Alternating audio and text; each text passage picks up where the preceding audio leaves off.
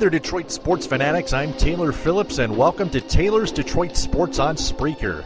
You can also find this and all other episodes of Taylor's Detroit Sports on iHeartRadio. Straight and full Detroit and Michigan sports coverage 100% of the time. If you have any opinions on everything that's going on in the Detroit sports world, call in or send a text message live on the show at 231-429-3668. Also, you can add me on Facebook as Taylor Phillips, online at facebook.com/TaylorGatorPhillips14. Like my Facebook page, Taylor Phillips's Detroit Sports page. Join my Facebook group, Taylor Phillips's Detroit Sports Group. And follow me on Twitter at DT2Phillips with 2 L's.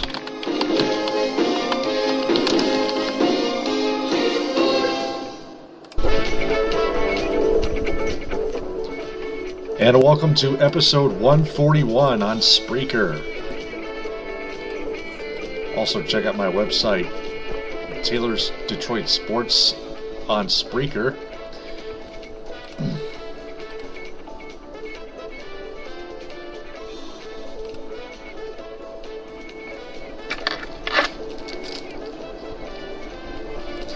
Today we're going to talk about the Red Wings road trip.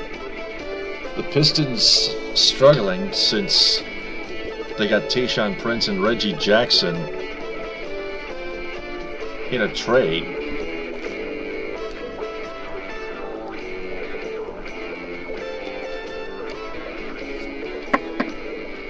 The Lions letting go of Reggie Bush.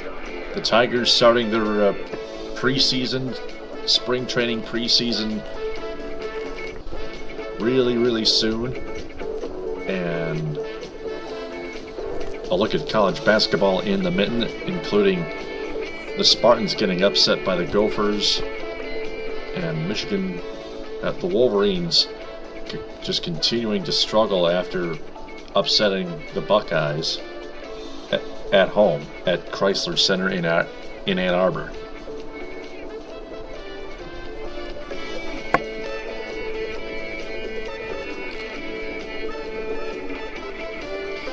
First things first, let's get to the Red Wings.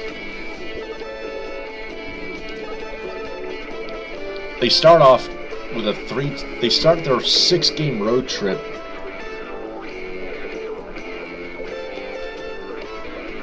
with a 3-2 shootout win in Chicago over the Blackhawks.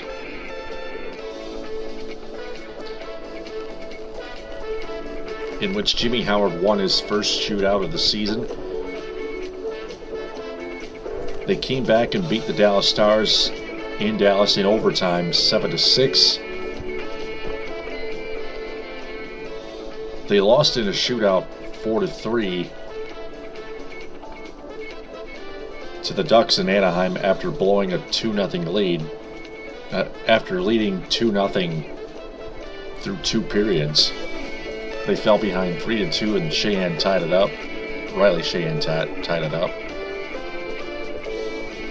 Then they get shut out by the Los Angeles Kings 1-0. Next, they come back and beat the Sharks in San Jose 3-2.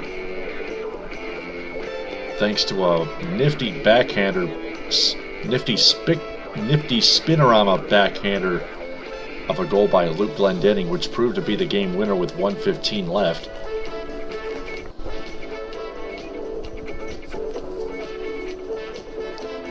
And then earlier today, they beat the Predators in Nashville 4-3. In that game, Alexei Marchenko finally scored his first NHL goal. That was the equalizer in the third period.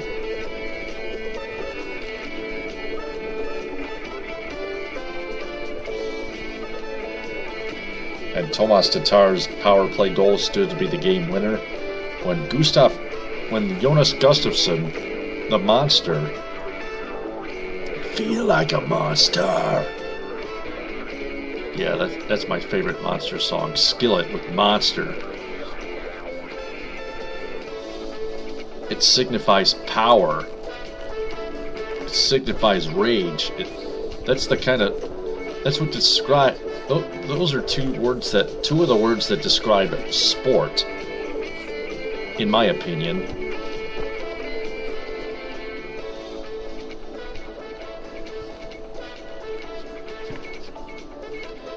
But Gustafson made big saves on 2 Nashville power plays before the Predators would come unglued, taking 2 penalties of their own in the dying minute of regulation.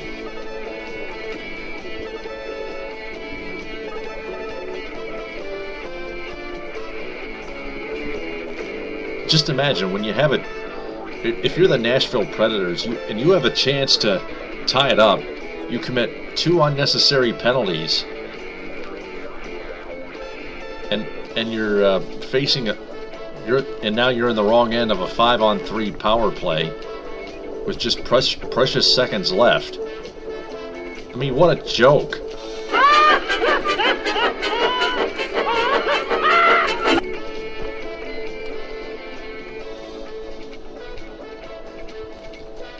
The Predators led the last I heard, the Predators led the NHL in points in the entire league in the standings.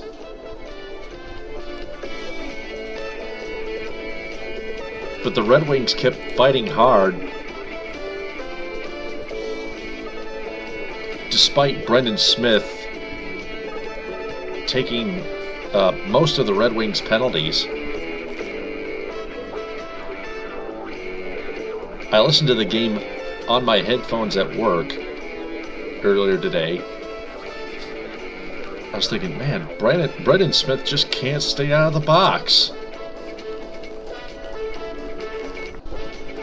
He's committed too many penalties this season. He's got like over 100 penalty minutes, for goodness sakes.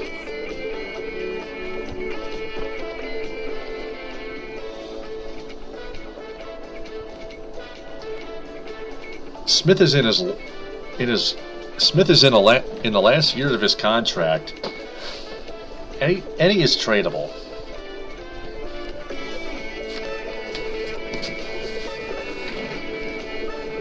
The Red Wings have off until Wednesday, when they return home to take on the New York Rangers on NBCSN's Wednesday night rivalry at 8 o'clock, not 7.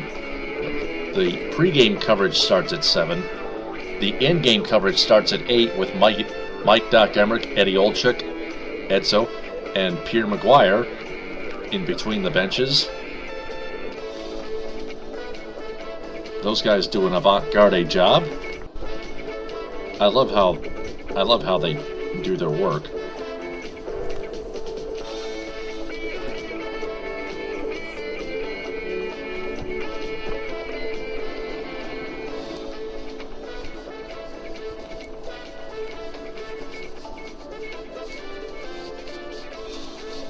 The Rangers have been struggling as of late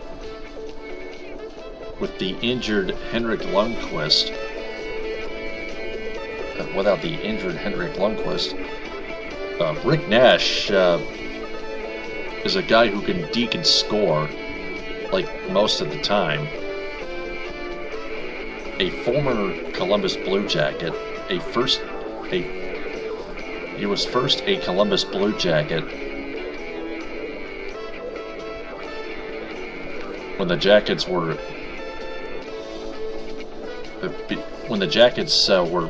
born as an expansion team in the 2000-2001 season.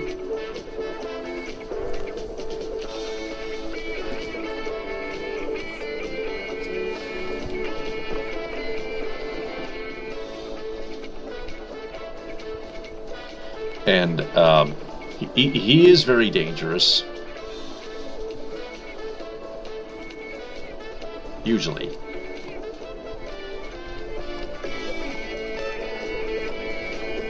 You also have Martin St. Louis on the roster.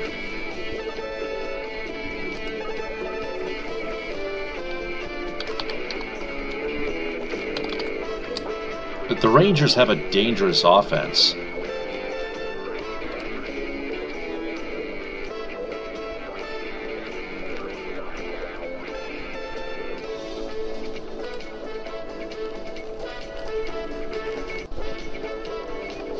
They lost to the Flyers today 4-2. Derek Brassard is also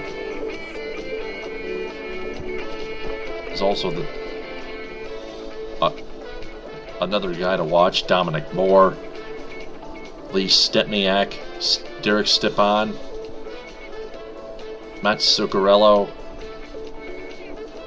Carl Hagelin, Danny Boyle, former San Jose Shark, Matt Hunwick, a former Michigan Wolverine,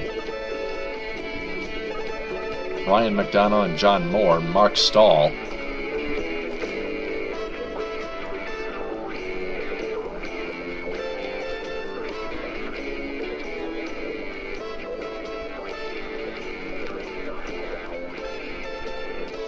so look for Cam Talbot to start in net for the Rangers on Wednesday. Henrik Zetterberg for the Red Wings has been reportedly expected to be back Wednesday from his concussion-like symptoms when he took a punch to the face in the game in Dallas a week ago tonight. He could be out a bit later. He could be out a little bit longer than that, but not much.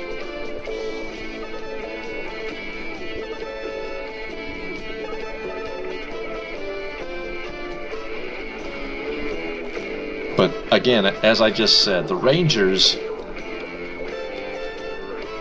have a pretty dangerous offense.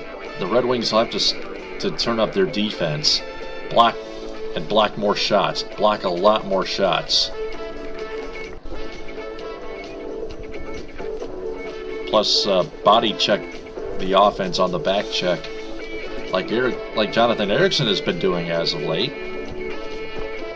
I listened to him make a nice play on the radio at work in Nashville earlier today. While they were in Nashville earlier today, picking up that 4-3 win. They finished their 6-game road trip 4-1-1.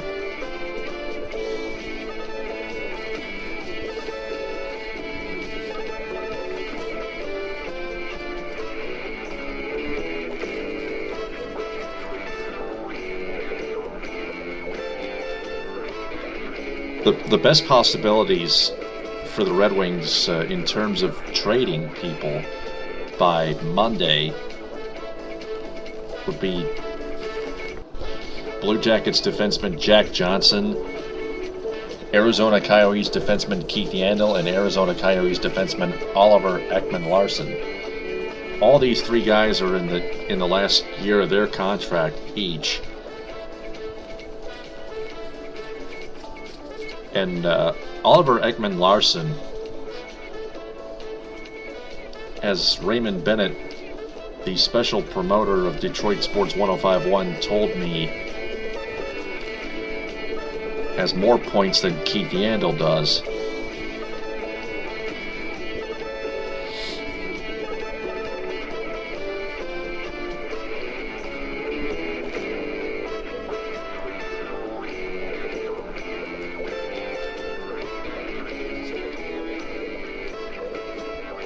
I've also been hearing that from DetroitSportsRag.com that the Red Wings will have to give up Anthony Mantha and Dylan Larkin and another draft pick for a top-scoring defenseman.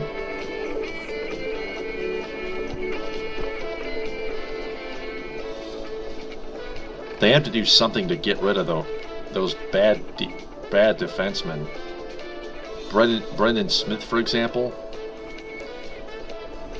doesn't score too many goals, although he scored one earlier today.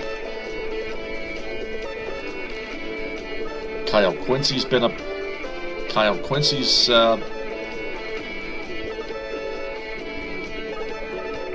a little better defensively, but offensively he's still a bust. Jonathan Ericsson playing better defensively, still a bust offensively. 3 goals, 10 assists.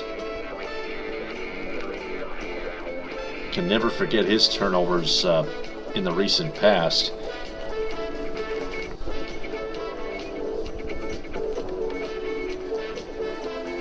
It was all terrible, especially his terrible play against Minnesota when the Wings coughed up a 4-1 lead through 2 periods and still won in a shootout 5-4.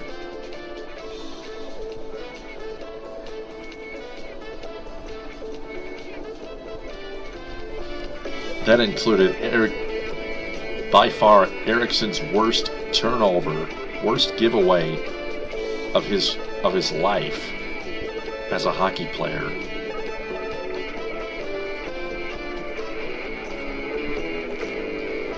But anyway, let's go to the Pistons.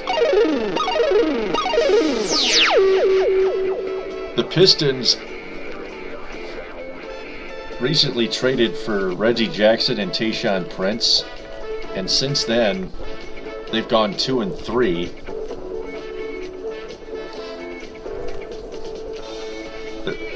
They've traded for those 2 players in the dying days of the 2015 NBA All-Star break.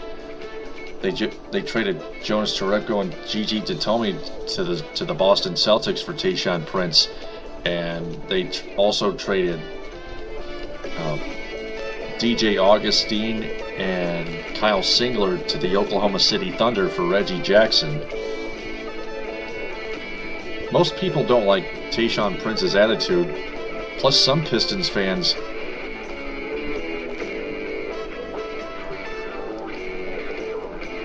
don't even like the way Reggie Jackson has been playing as of late. I'm kind of shocked. Tayshaun Prince still has it in him, and people still don't like his attitude. Pistons have lost 3 straight, but is that all because of Tayshaun Prince? Crybaby! How long are you going to keep whining like a child? You're just a crybaby, a coward! That's what I thought.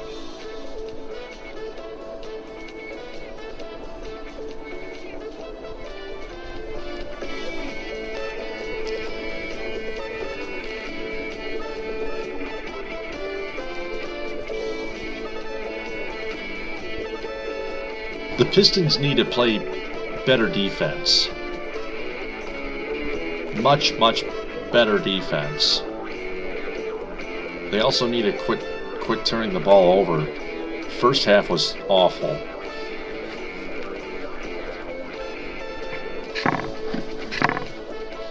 Tonight in Washington, they also blew what would have been a win against the New York Knicks, who, like I said before, have a much better, different roster after waiving Amari Stoudemire and losing Carmelo Anthony for the rest of the season. For the rest of the season, due to injury. Wizards led 60-44 at halftime.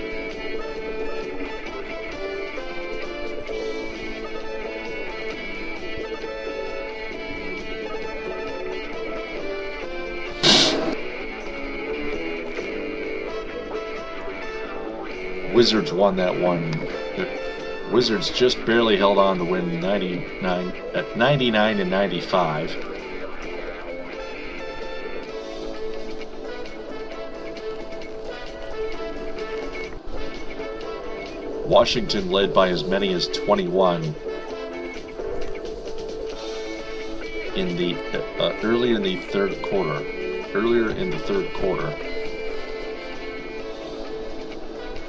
Pistons came back and took like 3 one-point leads. Spencer Dinwiddie shined again.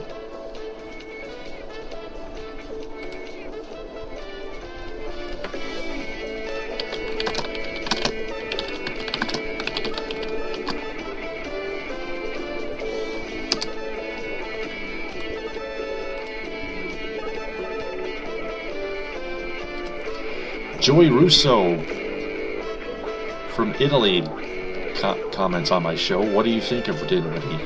I say he's been awesome lately. He scored 12 points last week's win over the Chicago Bulls 8 nights ago.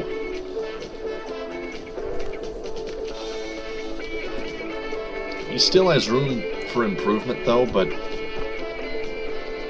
he's shown us something.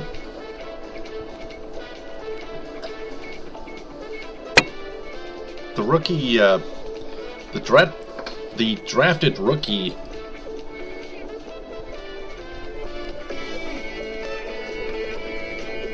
Let me see where he's from again.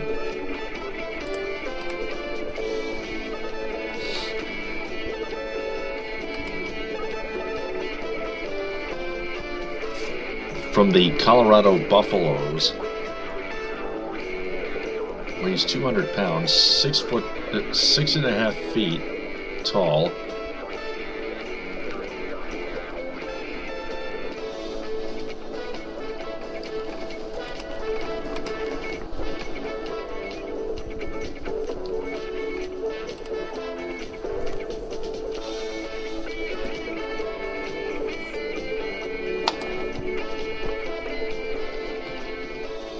I also heard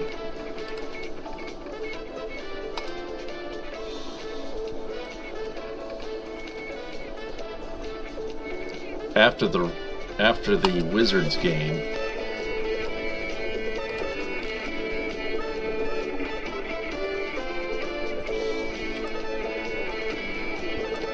that the Knicks are looking to add Greg Monroe and Reggie Jackson to their roster during the 2015 NBA offseason. Because you know how badly the Knicks have been struggling, and they're trying to keep changing their roster quite a bit.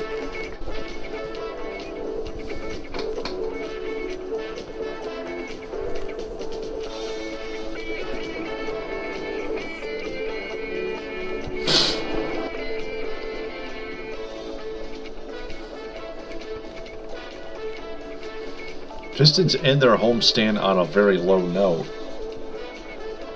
losing to the Cavaliers 102-93 on Tayshaun's first game back. Then they blow one in double overtime, 121-115 to the New York Knicks. After allowing a game-time three-pointer with about 6 to 7 seconds left.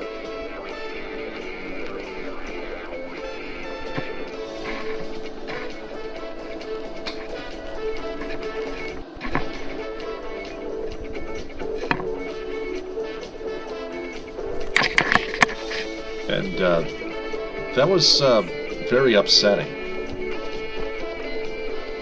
That upset Pistons fans everywhere, of course.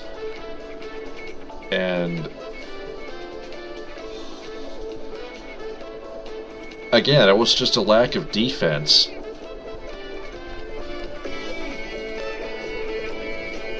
The last two games of the 5-game homestand, the Pistons have let up entirely in the entire second half, and tonight they changed that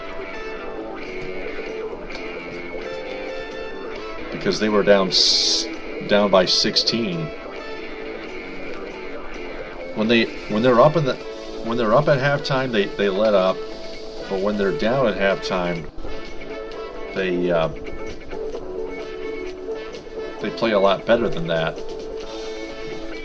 That's what Stan Van Gundy has been explaining to the media after tonight's Wizards game, the Pistons-Wizards game, and Stan Van Gundy, the head coach and president of basketball operations for the Pistons, said that needs to change, quote unquote.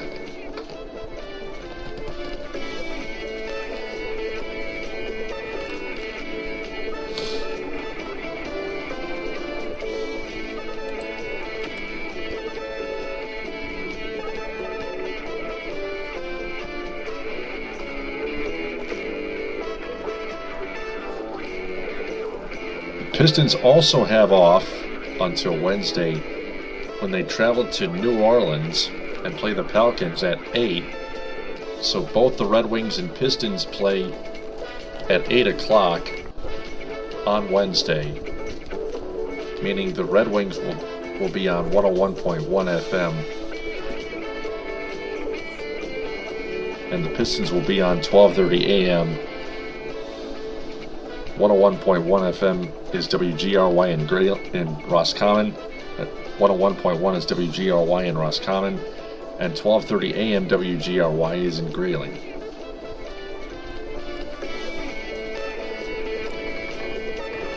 Of course, all Pistons games will be streamed on DetroitSports1051.com and on the Detroit Sports 1051 mobile app. And of course, locally on Detroit Sports 1051 WMGC-FM in Ferndale. Then they go to Houston and take on the Rockets next Friday at 8. The Rockets are 40-18 thus far, even with Josh Smith on their team. Then on Sunday, March 8th, they return to the Palace for a single home game against the Charlotte Hornets at 6. Then the Pistons go back on the road for four games on the West Coast. Tuesday, March 10th at 10:30 against the Los Angeles Lakers. Wednesday, March 11th at 10:30 against the Golden State Warriors. Friday, March 13th at 10 with the Portland Trail Blazers. And Saturday, March 14th at 9 with the Utah Jazz. And then another single home game at the Palace against the Memphis Grizzlies Tuesday, March 17th at 7:30. It's home, road, home, road, home, road, road, home.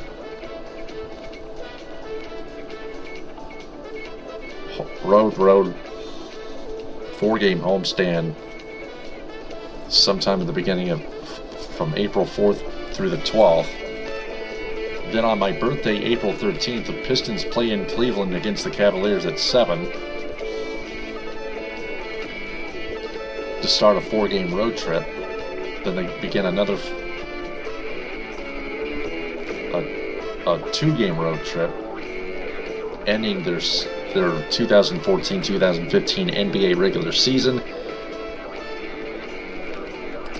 The Pistons are still very close to that number 8 seed, yet they keep failing to get it when it's being handed to them on a silver platter.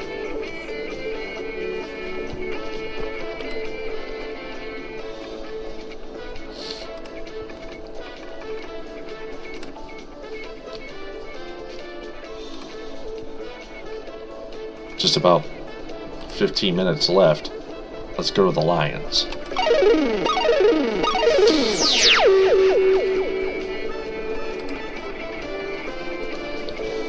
Recently, the Detroit Lions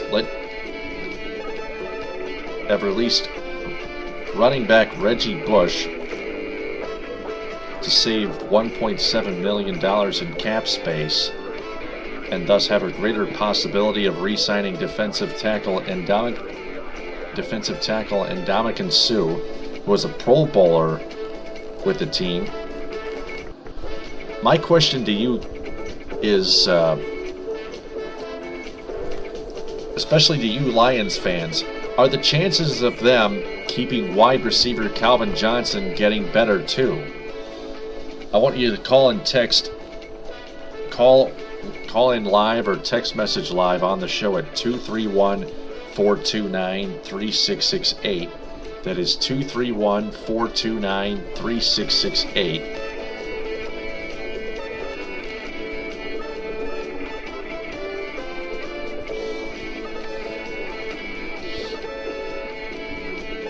call in or text message live. I want to hear from you guys. Can the Lions find a way to keep Calvin Johnson on their team since they got rid of Reggie Bush? Or are they trying to make even more room and cap space for Ndamukong Suh by letting Calvin Johnson go? I mean, the Lions still need offense. They need defense too. They're in a tight economic spot right now, with Reggie Bush being a free agent and being cut. Calvin Johnson is being a free agent, so is Ndamukong Suh, who still wants to sign with the Seattle Seahawks.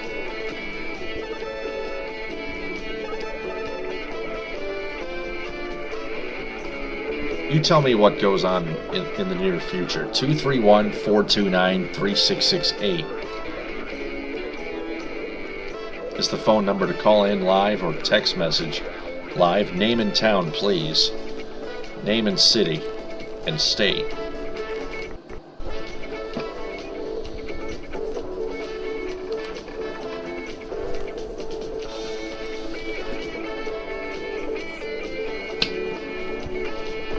I would say the Lions re-sign Ndamukong Suh and sign Calvin Johnson to a short-term one-year deal with a short amount of money, and worry about contract extensions later with Megatron. Kind of like the Tigers did with David Price. Speaking of the Tigers, the wait is finally over for baseball in 2015 as the Tigers start their spring training preseason on Monday as the Tigers start their spring training preseason Monday in Lakeland at Joker Marchant Stadium in Lakeland, Florida, against the Florida Southern Mocs.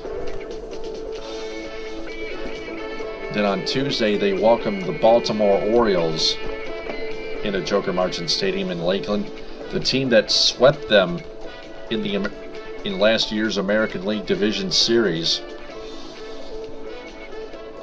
after the Tigers won their fourth straight American League Central Division Championship.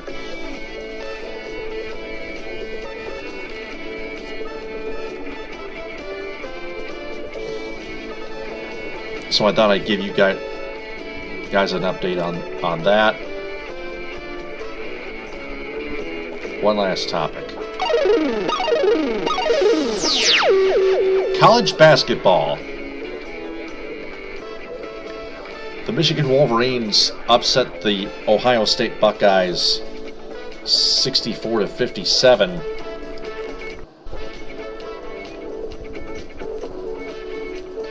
Last Saturday, and then they had the entire week off before losing to Maryland.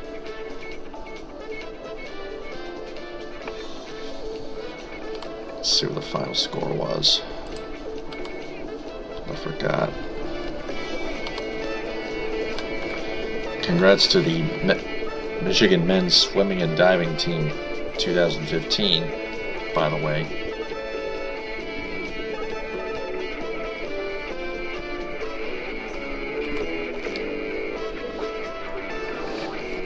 They fall to number 14 Maryland, the Terrapins.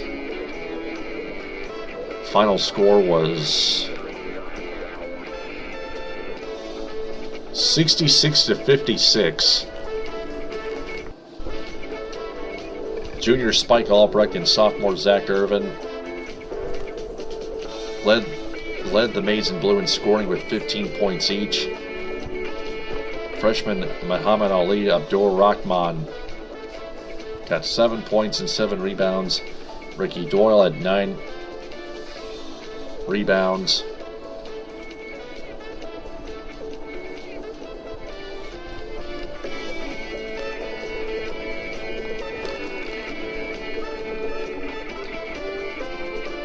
The Terrapins shot 50%, 11 of 22 from three-point range. Wolverines 5 for 21, 23.8%. Wolverines' next game is Tuesday in Evanston, Illinois against the Northwestern Wildcats.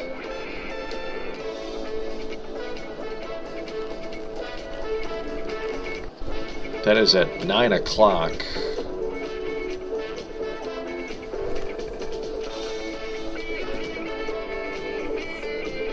On BTN. Michigan State got upset by Minnesota. The Spartans lose in overtime.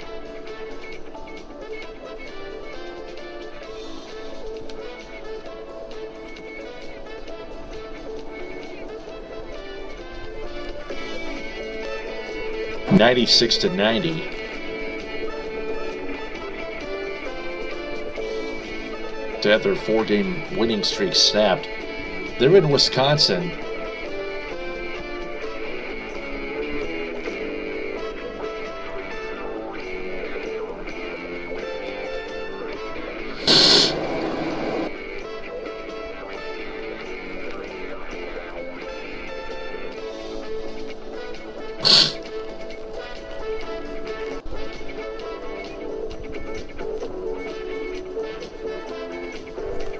At 4 o'clock.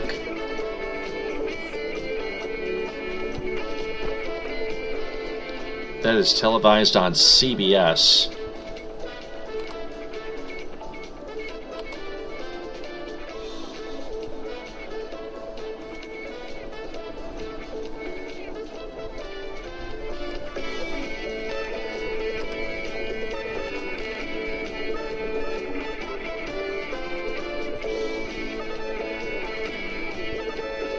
Vern Lundquist and Dan Bonner with the call. On television, Will Tiemann, Gus Kanakis, and Matt Stange on the Spartan Sports Network on the radio.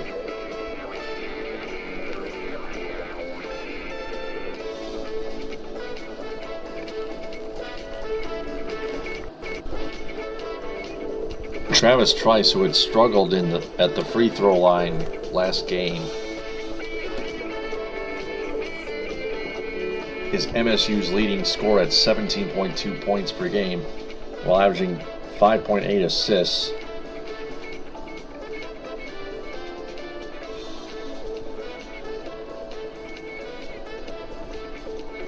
The last meeting, the Spartans beat the Badgers 83-75 last year on March 15th in the Big Ten Tournament semifinals in Indianapolis.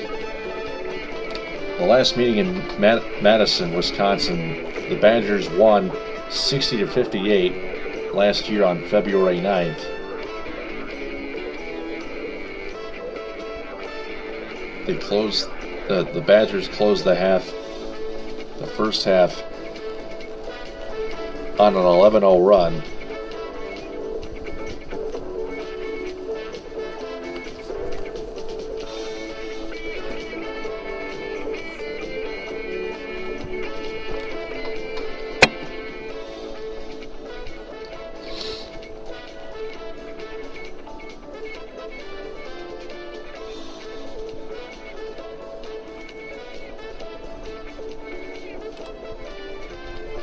And I will share that to you on Facebook.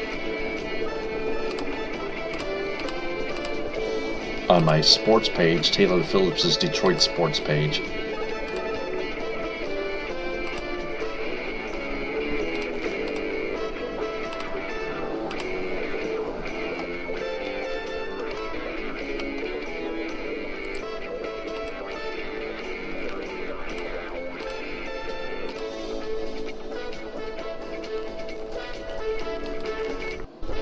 And that's going to do it for Taylor's Detroit Sports episode 141 on Spreaker.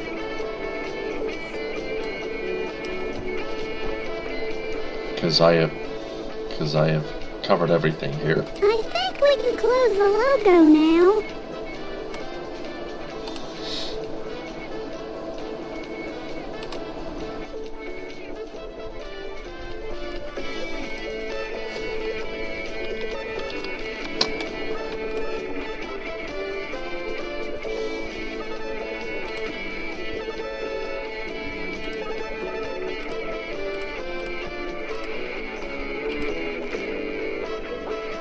Michigan's having a terrible season while Michigan State is coming off a rare loss and still having a good season.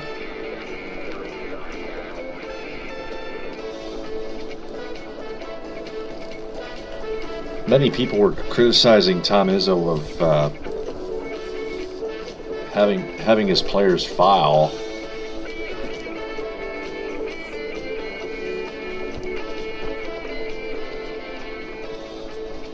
By the way, I bet Tom Izzo might have admitted that he made a mistake, although I've never heard it from him.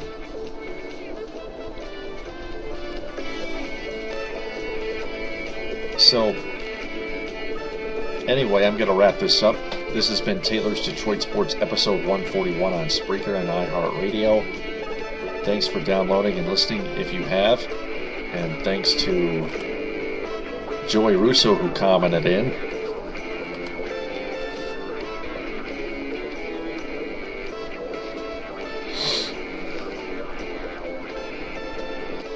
Red Wings center Darren Helm left the game with an upper body injury, by the way. That's I forgot to mention to you. That's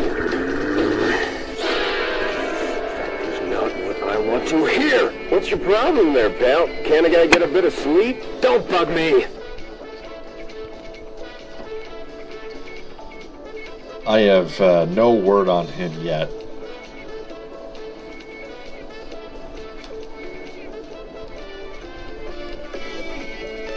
Check right now before I wrap this up.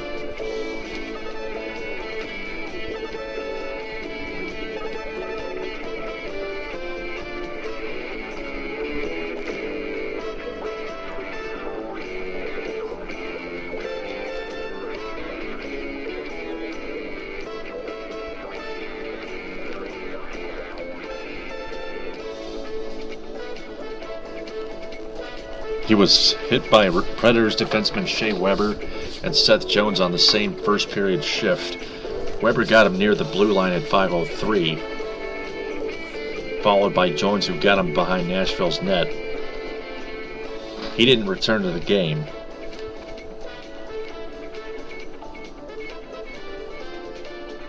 Kyle Quincy has been bothered by bone chips in an ankle.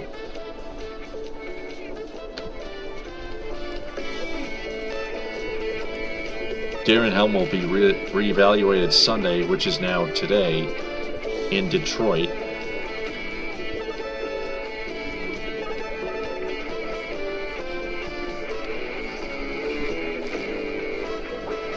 So that's all I can give you for about Darren Helm. Now I wrap up episode 141. TTFN, ta-ta for now.